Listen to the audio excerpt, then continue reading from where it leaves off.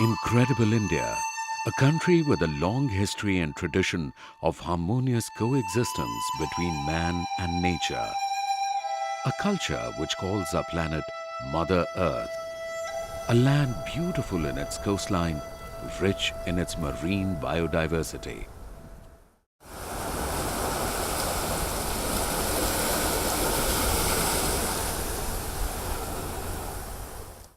The Indian coastline is around 7,500 kilometers, which includes the mainland and the islands of Lakshadweep and Andaman and Nicobar. The coral reefs, which line many of the islands, are the nurseries of life, home to over 4,000 species of fish. The mangrove forests provide protection to the coast from the strong tidal waves. 25% of the Indian population lives near the coast, and a major part of it depends on fishing for livelihood, making it almost essential for survival. These communities, resilient in the face of oceanic changes, have practiced sustainable harvesting for many generations. These living coasts are a place for work and trade, recreation and leisure, a place of historical and cultural diversity. But the coasts are today under threat, largely due to the adverse impacts of climate change. The rise in temperatures due to increase in carbon emissions by developed countries has led to melting of glaciers and icebergs, leading to a rise in sea level. This has led to erosion of beaches and the threat of eventual submersion of small islands. India has about 1,382 islands which are under threat, some of which are thickly populated. Climate change has also created erratic Indian monsoon patterns and changes.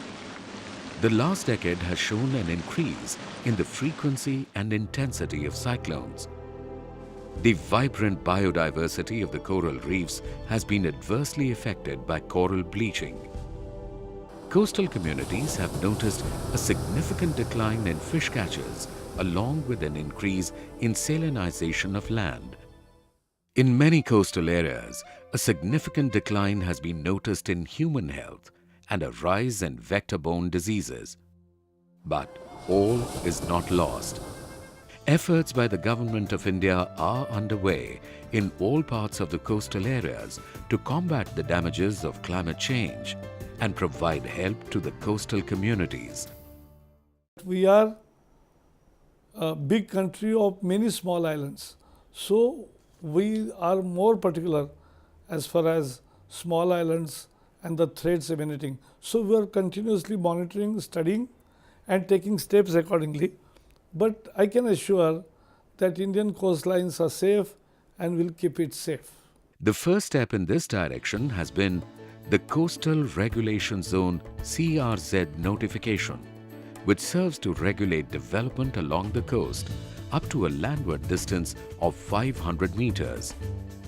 Apart from the regulatory measures, the Government of India has initiated several interventions through the Integrated Coastal Zone Management Project, through the Society of Integrated Coastal Management.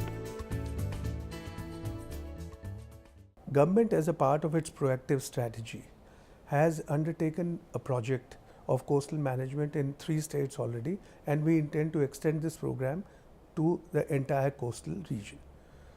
To begin with, we have a scientific coastal management plan, which is a combination of adaptation measures and mitigation measures.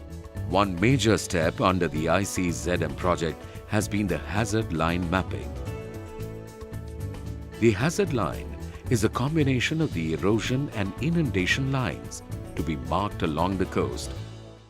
A hazard line established, which is the line beyond which people need to be managed and sheltered in terms of risk. It will allow us therefore to map who are affected by the sea, both positively and negatively, but very importantly then plan for the impact of any hazards in the future, in particular those that might be exacerbated through climate change.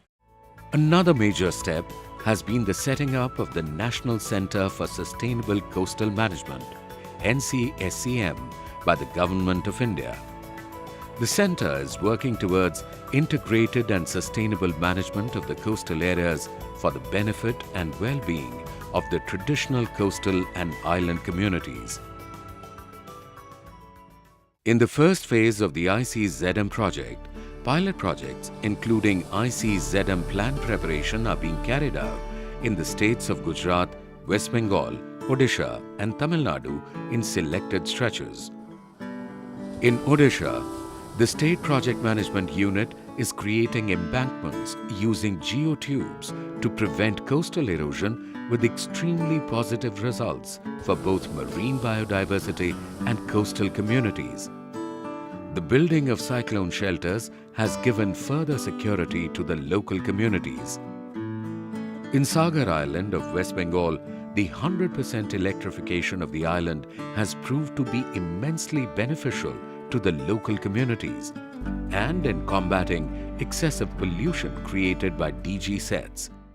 TV चला रहा है light आने के बाद में TV चला रहा है लड़का पढ़ रहा है रात 12-1 बजे तक पढ़ रहा है और पहले जो लाइट नहीं था वो टाइम में लैम्प जला के इतना टाइम पढ़ा सुना नहीं करने सकता था लड़का लोग. In Gujarat, the State Project Management Unit has made a tremendous effort to control coastal erosion and salinity ingression through mangrove plantation with community participation. Coral transplantation is another effort being made to protect the biodiversity.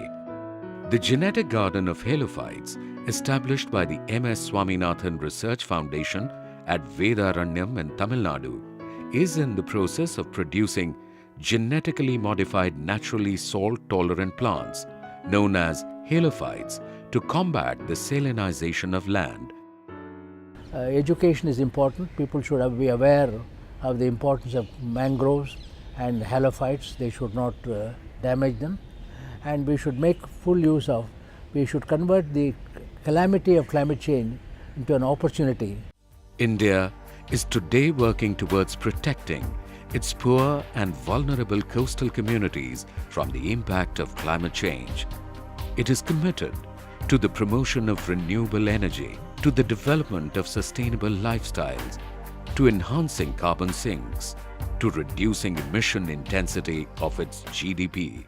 This new government has decided that it will launch a new national mission called the National Coastal Mission, which will be in addition to the 8 missions that we already have in our National Action Plan for Climate Change. This new mission is going to be on adaptation in coastal areas. The world must also recognize the importance of preserving these coastal regions of natural and cultural heritage. It must unite with India in its efforts to combat the impact of climate change.